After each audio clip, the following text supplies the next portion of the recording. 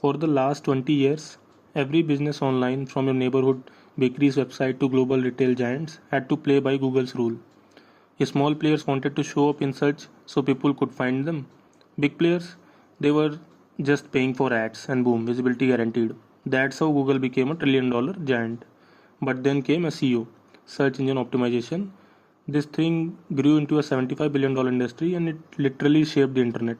Headlines got clickbaity, recipe blogs started with grandma's life stories, e commerce listings were stuffed with text, and all just to impress Google's algorithm. SEO became like a filter the whole web has to pass through. Big corporations had in-house SEO teams tweaking website daily. Outside thousands of so-called SEO gurus and a few scammers too, all trying to crack the Google code, like all trying to crack the Google's algorithm. And then came ChatGPT. Within months, Microsoft and Google were showing up chatbot-style search engines. Suddenly, searches became chatters. Instead of links, people were getting direct answers. Google even started putting AI results at the very top. For many websites, this was a traffic disaster or a traffic apocalypse. The SEO industry, total chaos. Chatbot keep users on their own platform. If it's informational, user might never visit your site. And if it's commercial, maybe they will mention you at the very end. Like that also maybe.